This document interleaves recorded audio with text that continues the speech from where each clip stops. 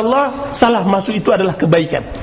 Misalnya ada tadi di tengah jalan, halah apa-apalah yang berbicara, duduklah daripada merokok di luar, duduk di sini, salah masuk. Akan tapi berapa banyak kita salah masuk, kita mendapatkan kebaikan. Tidak apa-apalah Bi, ada apalah Pak, kita masukkan aja lah ke sekolah Islam yang di sebelah tangga kita itu. Entah apa yang mereka sebut, entahlah, terserahlah. Tiba-tiba apa yang terjadi? Sang anak digodok oleh seorang guru yang pendek, zikir, Quran, kecil-kecil. Tiba-tiba sang ayah membaca Quran. Ketika azan maghrib didengungkan, Allah baca Quran, TV di stand. Apa kata sang anak kecil umur 4 tahun TK? Ayah, tadi di sekolah guru mengatakan bahwa orang muslim itu harus sholat. Padahal ucapan ini sudah ribuan kali didengar dari masjid. Ucapan ini setelah ratusan kali dia baca di buku-buku yang sudah bertebaran. Akan tapi dia tidak peduli. Akan tapi sentuhan anak yang kecil dari sulbinya, dari nutfah maninya, anak yang dia adalah bagian hidupnya, menyentuhnya dengan ucapan tersebut, tersentak dia. Rahmat. Berarti rahmat menyekolahkan anak kepada Islam. Kita tidak pernah tersentuh dengan itu. Beberapa waktu yang lalu dia mengatakan, ada seorang jamaah mengatakan, ya Ustaz, demi Allah saya masuk Islam, saya kembali kepada agama Islam karena anak saya yang mengislamkan saya. Anak saya yang mengislamkan saya. Ketika itu dia bilang, Pak, Bapak kok mau beli rumah lagi sih? Kenapa sih? Kan bagus kalau beli rumah. Ya kan haji kan belum bapaknya. Dia bilang begitu, dia anak kecil. Haji kan belum. Haji kan wajib Pak. Sedangkan rumah kan tidak wajib, tidak haram pula, tidak mustahab pula. Rumah, ada yang mengatakan, ada dalil kita bahwa rumah itu wajib dibangun? Tidak ada bapak-bapak ibu-ibu bahwa rumah itu wajib dibangun? Tidak. Ngontrak boleh kok, halal. Tersentuh orang tua tadi, subhanallah, betul juga ya, betul ya. Akhirnya apa? Telepon langsung travel. Assalamualaikum Pak, saya mendaftar sekarang. Tapi berapa bayar uang pangkalnya? Itu awal hidayah saya mendapatkan. Allahu Akbar. Jadi rahmat, jangan sangka itu tidak rahmat. Dan ghasyiyat umur rahmat, itu kalau dalam satu contoh lagi. Contoh yang satu lagi, rahmat. Seorang pemuda, subhanallah, tidak pernah mengenal agama Islam, tidak pernah. Tapi dia pengusaha, tidak pernah mengenal Islam. Satu hari dia pindah dari hotel ke hotel sampai dia di Bandung. Di Bandung dia singgah di sebuah hotel. Biasalah, pengusaha stres, kemudian banyak pikiran, entah bagaimana ngobrol sampai jam 2, tidak bisa tidur. Qadarullah, di sebelah hotel tersebut ada masjid kecil seperti ini. Tiba-tiba datang azan subuh yang dia belum bisa tidur. Dia mau tutup matanya tapi tidak bisa tidur. Apa yang terjadi? Qadarullah pula muadzin yang azan tersebut indah suaranya. Bagaimanapun manusia ini diletakkan fitrah dalam hatinya. Iblis aja yang tidak diletakkan fitrah, iblis yang tidak ada diletakkan fitrah. Firaun diletakkan hatinya fitrah. Cuma kenapa Firaun itu jadi Firaun? Karena dia bunuh sendiri fitrahnya, dia cabut kabelnya, udah selesai, saya tidak ada hubungan dengan Allah. Akan tapi bapak-bapak sebuah kaum muslimin, alhamdulillah banyak yang belum cabut kabelnya. Kalau udah cabut kabel ya udahlah. Musibah kita bapak-bapak ibu-ibu. Adalah apa?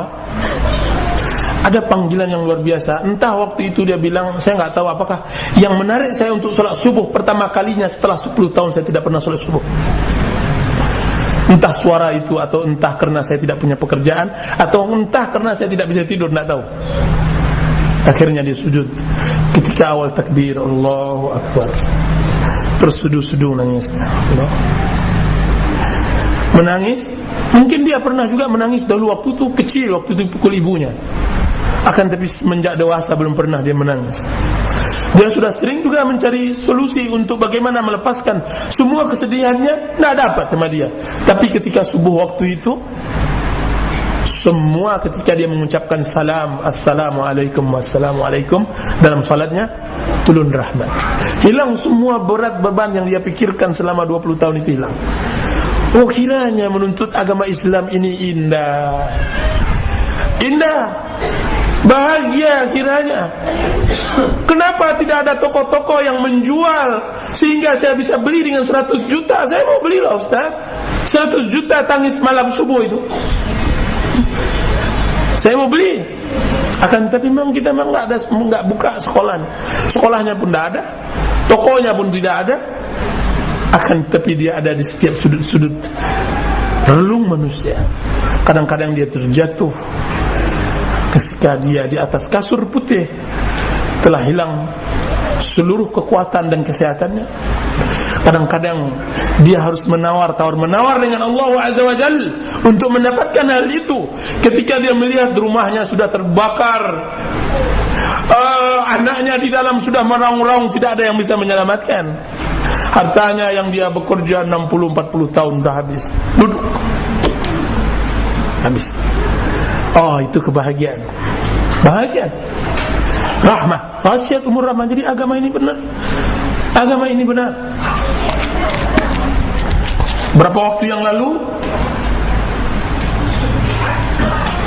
seorang datang kepada saya.